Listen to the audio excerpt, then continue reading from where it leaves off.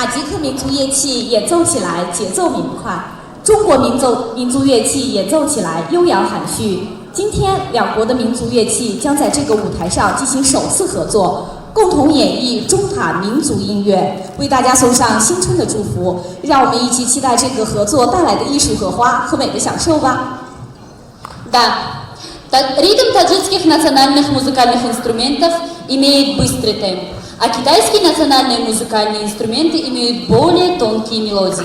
Итак, сегодня будет первое сотрудничество двух стран в области музыкальных инструментов. Желаем вам, дорогие гости, счастья, успехов и процветания в китайском Новом году!下面，请欣赏由中塔两国艺术爱好者们用各自的民族乐器共同演绎的合奏《金蛇狂舞》。Так давайте же насладимся музыкальным искусством двух великих стран. Приветствуем!